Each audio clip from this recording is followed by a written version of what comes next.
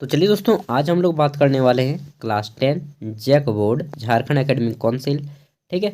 तो इसमें जानने वाले हैं साइंस का जो क्वेश्चन पेपर था 2015 में किस टाइप से पूछा गया था, और साथ ही देखेंगे कि इसने जो झारखंड स्टेट टॉपर थे, फर्स्ट टॉपर, उन्होंने अपना आंसर किस टाइप से किया है। ठीक है। तो आइए देखते हैं। इन्होंने लिखा है इंग्लिश में, रोमन में लिखा है, और इनका था 2015 फरवरी में एग्ज़ाम था, 23 फरवरी 2015 सैद्धांतिक ए। ठीक है।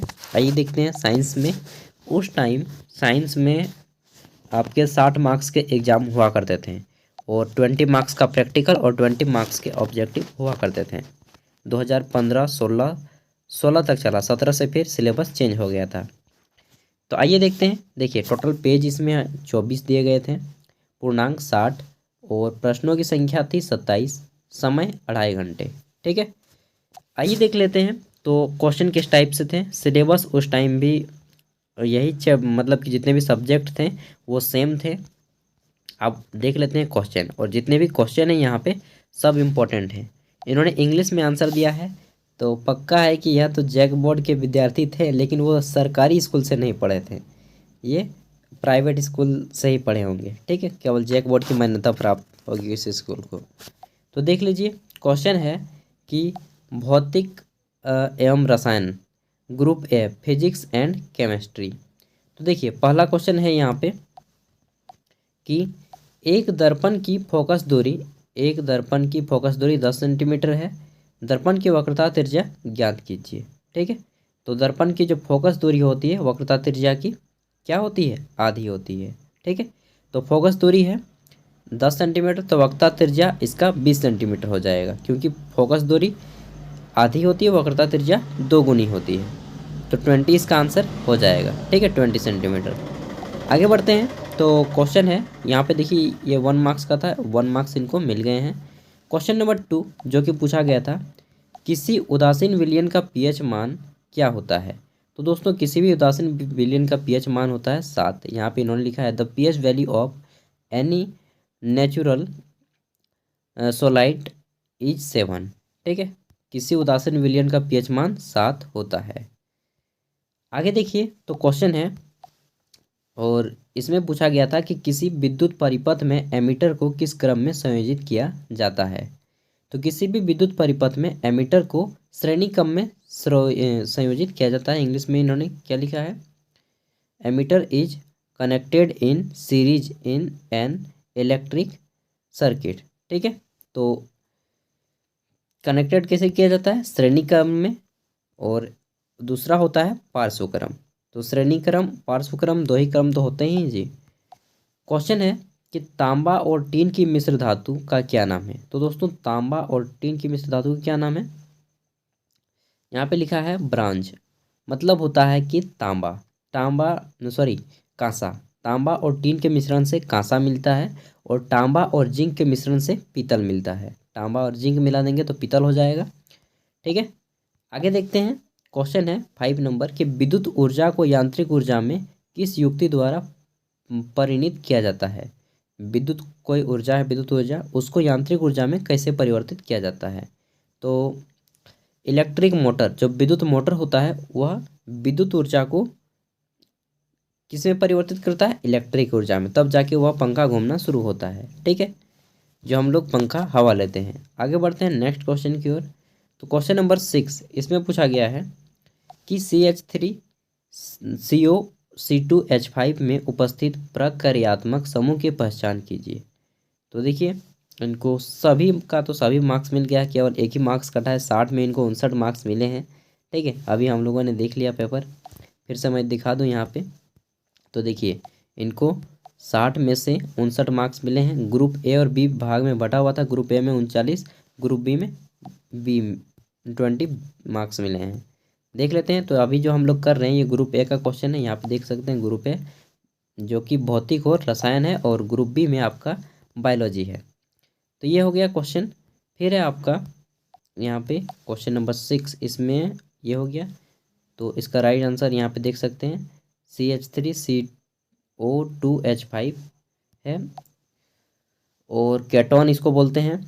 आगे देखते हैं। तो क्वेश्चन है कि 15 सेंटीमीटर फोकस वाले अवतल लेंस तथा 30 सेंटीमीटर दूरी पर 4 सेंटीमीटर ऊंचाई। यार आज मैं नहीं बता पाऊंगा दोस्त, काम बहुत ज़्यादा है। तो मैं इसका PDF का लिंक वीडियो के डिस्क्रिप्शन में पिन कर दूंगा। थोड़ा सा बायोलॉजी के क्वेश्चन देख लेता हूँ, बाकी सभी जितने भी क्वेश्चन हैं इन सभी को आप लोग खुद सॉल्व कर लीजिएगा घर पे, ठीक है। और हो सके तो इसका आंसर भी पढ़ लीजिएगा। अगर आप लोग को इंग्लिश अच्छे से आता है तो समझ में आएगा, इंग्लिश नहीं आता है तो कोई ज़रूरी नहीं है नहीं सब पढ़ने का।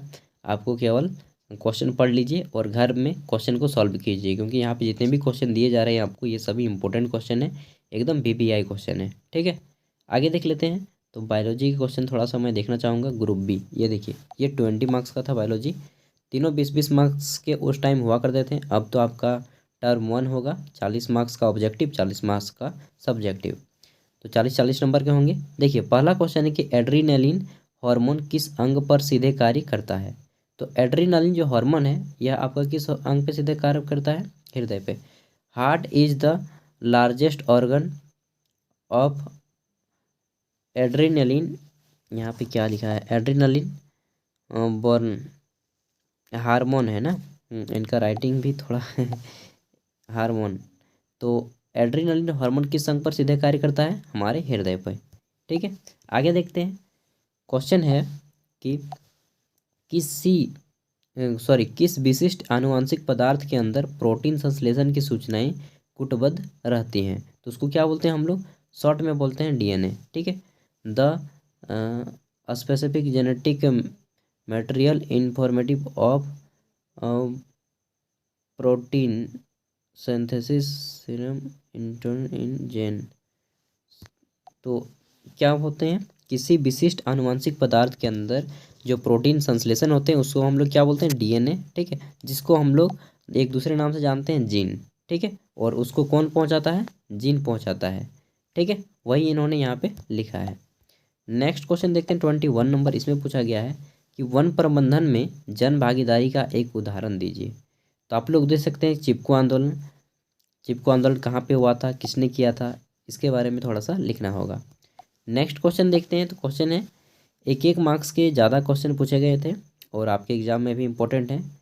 संवेदी तथा प्रेरक तंत्रिकाओं से आप क्या समझते हैं, ये इनका 2 मार्क्स का क्वेश्चन था और आंसर करना था 2 मार्क्स का क्वेश्चन 30 से 40 शब्दों में। इस तरह से देख लीजिए, ये देखिए यहाँ पे चित्र दिया गया है और पूछा गया है कि ये किसका चित्र है, चित्र में किस जंतु का दर्शन। तो हाइड्रा इसी तरह प्रजनन करता है, बता दीजिए। फिर अलैंगिक प्रजनन को कौन सी विधि कहते हैं, इसमें खंडन विधि किया गया है ना, बहुखंडन विधि है। फिर चित्र द्वारा दर्शाई गई विधि का वर्णन करना है कि बहुखंडन विधि कैसे होता है। तो बहुत ईजी है, मेरे भी साइंस में टोटल 97 मार्क्स आए थे प्रैक्टिकल प्लस इसमें जोड़ के, राइट। लेकिन टॉप नहीं कर पाया था, अफसोस है इस बात का, क्योंकि मेरा इंग्लिश में बहुत कम मार्क्स आए थे। चलिए जो हुआ बीत गया, सो बात गई। और देख लीजिए इसका मैं पूरा का पूरा PDF आपको डिस्क्रिप्शन में दे दूंगा। एंड रब करने के लिए भी पेज दिया जाता है साइंस में और आपका मैथ में, 2 चीज़ में रब के लिए पेज दिया जाता है, ठीक है। और यहाँ पे क्या पूछा गया था अंतिम क्वेश्चन में, शायद अमीबा के बारे में पूछा गया होगा। क्वेश्चन है कि रक्त संबंधी 2 कार्य को लिखें, अमीबा में पोषण का वर्णन करें। एक चीज़ ध्यान में रखिएगा, जब भी आपको बोले कि अमीबा का चित्र बनाइए तो अमीबा का चित्र किसी भी तरह बना दीजिए, बस इस तरह पूरा सटीक होना चाहिए। इसमें अमीबा क्या है, अमीबा का कोई भी एक रूप नहीं होता है, क्योंकि अमीबा हमेशा अपनी स्थिति को बदलती रहती है, इसलिए कोई भी चित्र बनाएंगे वह आपका अमीबा ही कहाएगा, ठीक है। जरूरी नहीं कि जो किताब में छापा है उसी तरह बनाएंगे, इस तरह बना दीजिए। और मतलब कि पूरा टच होना चाहिए, ये पूरा पैक होना चाहिए, इस तरह से कुछ भी बना दीजिए, बस पूरा होना चाहिए। और बीच में एगो दे दीजिए खाद्यधानी हो गया, ठीक है, एगो संकुचन धानी दे दीजिए, ठीक है, इस तरह से दे देना है। और अमीबा का कोई स्पेसिफिक चित्र नहीं होता है, क्योंकि अमीबा हमेशा अपना आकार बदलती रहती है, वो हमेशा मूवमेंट करती रहती है, ठीक है।